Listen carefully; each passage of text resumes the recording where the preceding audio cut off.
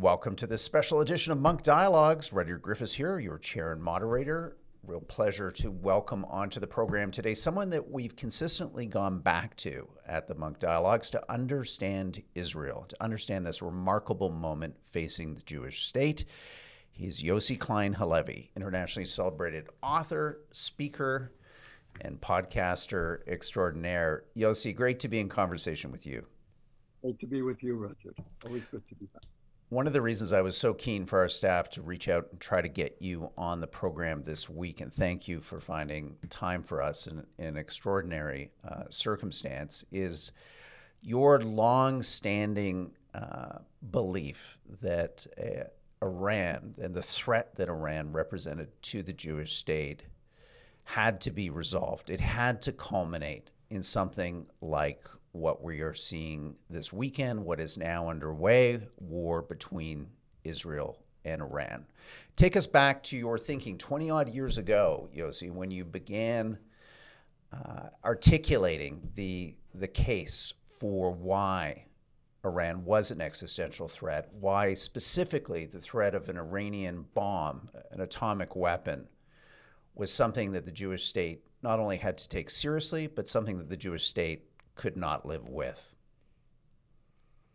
There's a long-standing principle in Israel that goes back to Prime Minister Menachem Begin in the 1970s, that the Jewish state would have no meaning, almost no right to legitimacy, if it allowed enemies with genocidal intentions to develop the means to fulfill them.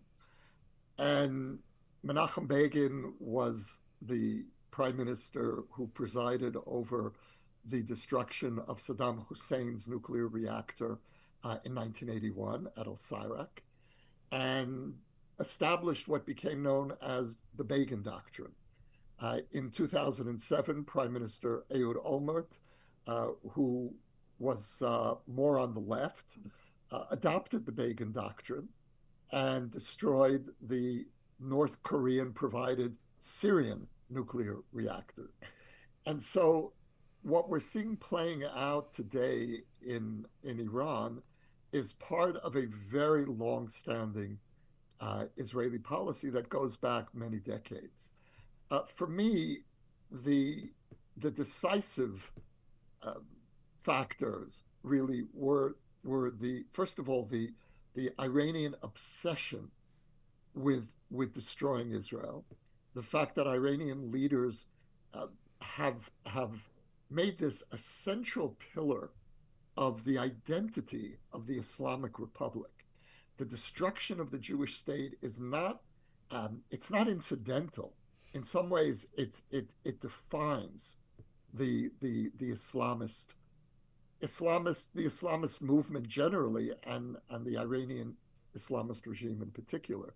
This is a regime that has a doomsday clock mounted in a central square in Tehran that's keeping track of how many days are left to until Israel's destruction.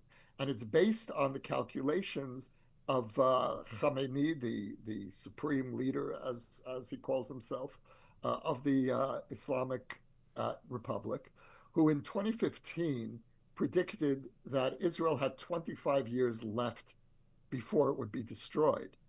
And so you have a clock mounted in Tehran and in other and copycat clocks around the country, keeping track of how many days are left until January 2140. And so this obsession with the destruction of Israel is something that is very familiar in Jewish history. We know that when there are enemies whose main goal it is to destroy the Jews, take them seriously. And we, in the last century, the Jewish people has faced three existential threats by totalitarian regimes or ideologies that defined the Jews uh, as their greatest obstacle to world domination. The first, of course, was Nazi Germany. The second was the Soviet Union, Soviet communism. And the third, the latest iteration, is radical Islamism. And after going through one wave after another of existential threat by totalitarian ideologies, we've learned to take that seriously. And the last point here is October 7th. Um, I think that for most Israelis, the Iranian nuclear threat is no longer framed through the Holocaust, which is really receding in many ways into history. The much more immediate experience is October 7th. And what we experienced in the Hamas massacre of October 7th was the collapse of our illusion that we could continue to live normal lives next to a genocidal regime in Gaza that continuously told us they were going to do in October 7th. Mm. And so what we woke up on October 8th with the determination that we are not going to make the same mistake twice. And if you have a regime that tells you we plan to destroy you, and they are 5 minutes from achieving a nuclear bomb, then that's the wake up call. If anything, we waited almost too late for this moment. Yeah. Let's talk a little bit more about that because I think it's something, Yossi, that audiences here in North America don't either understand or appreciate as much as they should. That after October 7th, Israeli security doctrine changed. That there was a let's call it an appreciation, unfortunately, a renewed appreciation for the real risks that fanaticism in its various forms directed against Israel represented, and therefore the tolerance of risk decreased.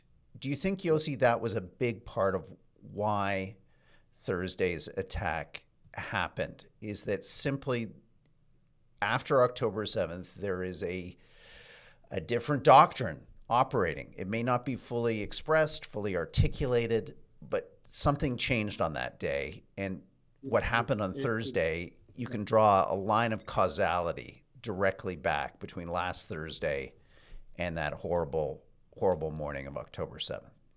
October 7th was so decisive in understanding what's playing out now that I would call this the October 7th doctrine.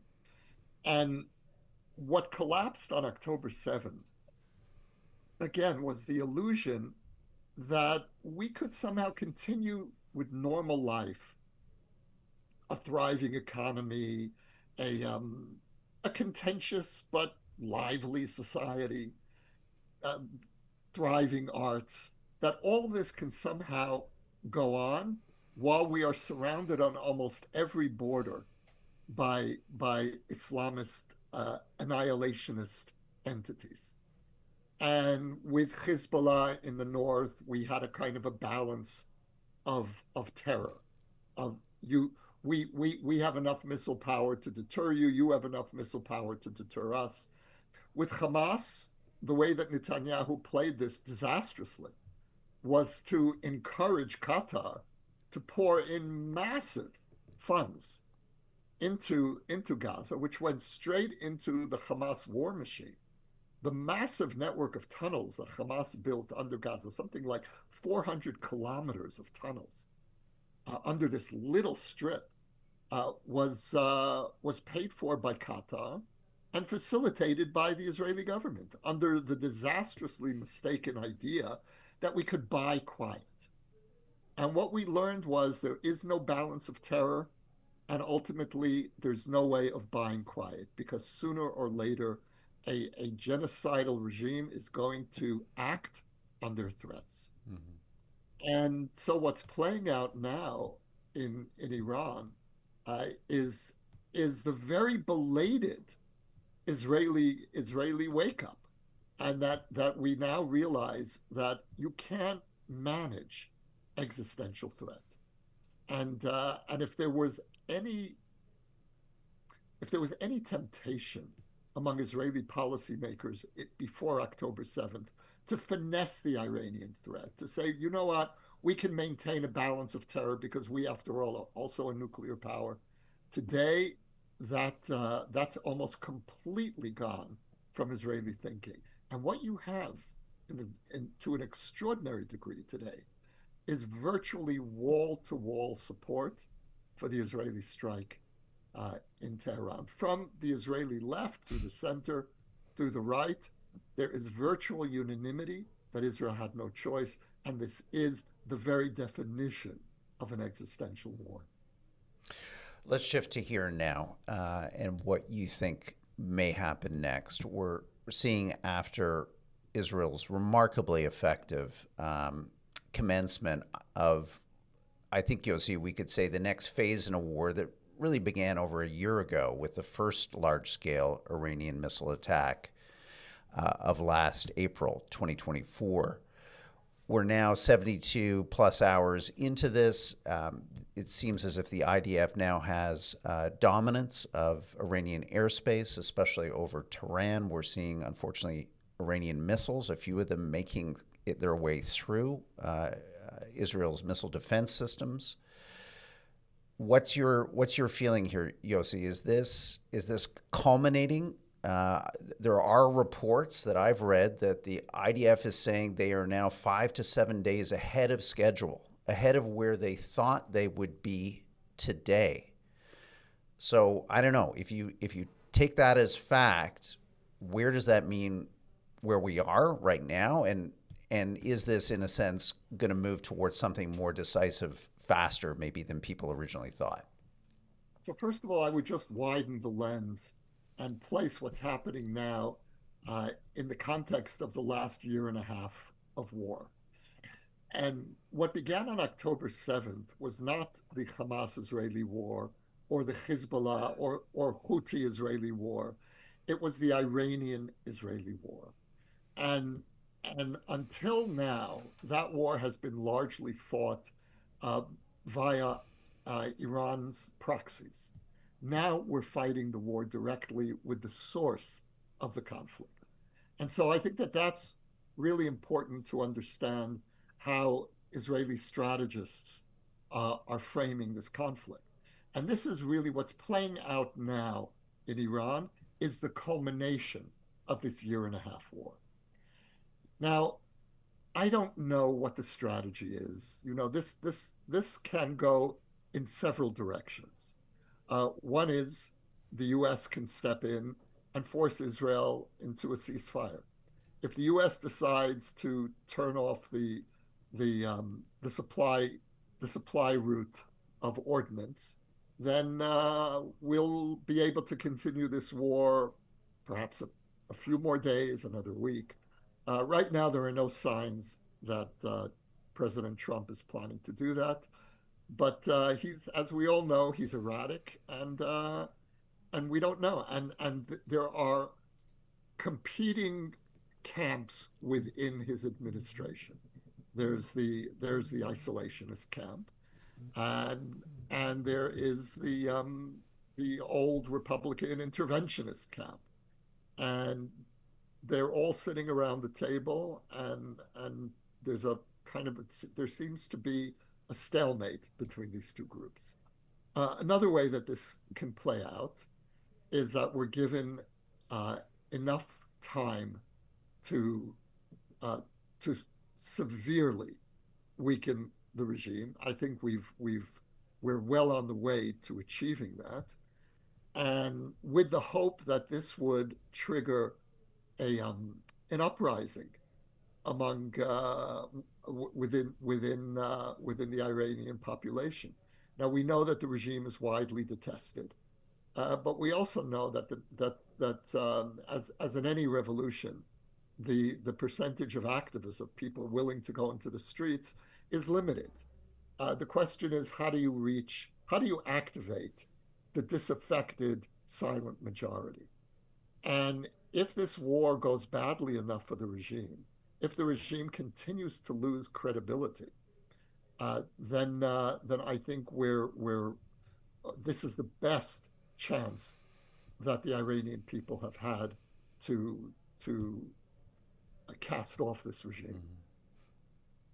And I hope that we'll be given enough time. And you know, these insipid calls for mutual restraint and ceasefire, and to my deep regret, as someone who loves Canada and has deep family connections in Canada, it's coming from the Canadian government as well. Uh, a complete lack of understanding Mm-hmm. of the opportunity of this moment and of the threat posed Yeah. by radical Islamism. And there is in the West, in a large part of the West, an inability to recognize threat and an unwillingness to confront threat. Mm-hmm. Now, Israel isn't better or worse than any other Western country. The only difference between Israel and other Western countries is we don't have a choice. We're living in the middle of the radical Islamist heartland, and we have been declared their enemy, their number one enemy. And so for us, it's a simple matter of existence. But that creates an opportunity for the rest of the West to, if you're not going to actively support us, don't undermine us. We are doing this job for ourselves, first of all, but we're also doing it for the West. Mm-hmm. And sometimes I wonder if the West really wants to be saved. Mm-hmm. And, we look back at the various opportunities different presidents might have had to stop North Korea from achieving a nuclear bomb. Flash forward 15 years or so from the inflection point that Israel has now stepped into with Iran, and we have a North Korea equipped with intercontinental ballistic missiles that can threaten not only the west coast of the United States, but the west coast of Canada too. So I take your point, Yossi, that Israel is doing it for itself, but the threat of a nuclear Iran, the neutralization of that threat is a boon for global peace and global security. One thing, Yossi, I wanted you to, yeah, go ahead. If I could just jump in for a moment, because there's a crucial difference here between Iran and North Korea. North Korea doesn't have regional ambitions. Well, maybe it hopes to conquer South Korea at some point. Mm-hmm. Uh, Iran has regional ambitions. It already controls and has effectively destroyed four Arab countries: Yemen, Iran. It was controlling Syria, and and Libya. And so you have and to some extent Iraq. And you can see that wherever Iran has penetrated, the social structure has unraveled, and the economy has unraveled. Iran is the kiss of death, and its ambitions are regional, if not global. And so the threat of Iran, and of course the Middle East with its oil reserves is such a strategically significant area. Mm-hmm. So that when you factor in all of this, this should be a moment when the West rallies behind Israel. And there's no moral ambiguity here. This is not the war in Gaza. And I understand the Mm-hmm. criticism of the war in Gaza to some extent. Mm-hmm. Uh, it's been devastating, and the consequences of that war have been horrific. I think there's a very good argument to be made for why Israel needs to fight that war, but I also understand the criticism. Here, the moral clarity of Israel's position is so overwhelming that it frankly amazes me that so much of the West is Mm-hmm. missing what's happening. Yeah. So let's just talk a little bit. Penultimate question here is about the moral confusion of the West. Because one thing I've been trying to understand, and maybe you can help me with this, Yossi, is that with regards to, let's say, even Canadian attitudes towards the war in Ukraine, Ukraine recently went into Russia, deep into Russia, used drones, just like Israel used drones in the opening salvos of this attack on Thursday. In the Ukrainian case, those drones were used to attack Russia's strategic nuclear bombing force. Again, parallels here between the two countries and the two conflicts. Canadian politicians, leaders, and others lauded Ukraine for that attack, for all of its attacks on Russia, who, like Israel, Ukraine has been the subject of relentless aggression and attacks by an outside party, just like Iran has relentlessly attacked Israel through its proxies, and let's remember, as of last April, attacked Israel directly with its ballistic missile forces. Yet, Yossi, we have a situation where our leaders celebrate Ukraine. As you say, they see it as an unambiguous good that Ukraine is fighting back and doing so directly. That same moral clarity, which I will salute them for showing towards Ukraine, is not extended to Israel. So I ask you, is the answer to this Occam's razor, that we go back to anti-Zionism, that what's behind all of this is just a different set of rules, a different set of understandings applied to the Jewish state versus any other state in a similar circumstance? Well, there's certainly a double standard that's applied to Israel, and Ukraine is really a classic example. But I think the problem goes deeper, which is that the anti-Zionist movement and radical Islamism generally has succeeded to a remarkable extent in placing a question mark over the legitimacy of a Jewish state. In a world where there are 57 Muslim states, I don't know if you have any of them that could really be considered a democracy. And yet there's no question about the legitimacy of any other country on the planet except the Jewish state. And even if all of the accusations, all the lies and half-truths of Israel's enemies were true, it still would not explain why Israel is the only country in the world among all the beautiful countries that exist. And yes, I'm being ironic. That only Israel's right to exist is somehow conditioned on its moral behavior. And I won't speculate about the reason for this, but I will tell you that I personally refuse to defend Israel's right to exist. There is no phrase that I detest more than Israel's right to exist, even when it comes from well-meaning friends who say we support Israel's right to exist. You know, I was speaking with a group of German journalists who were visiting Israel, and one of them said, "We in Germany we're very pro-Israel. We support your right to exist." And I said, "Well, you know, in Israel we're very pro-German. We support your right to exist." And so there was nervous laughter, and people began to realize that maybe they were setting the bar a little too low for what determines being pro-Israel. And so, no, I will not be grateful for an affirmation of my right to exist. Criticize Israel, and we deserve criticism, and like any other country, and certainly some of our policies really need to be scrutinized. But how do we get so quickly from critiquing Israel's policies to critiquing Israel's existence? Yeah. That's the question that for me is the question for Israel of this time. Final question, Yossi.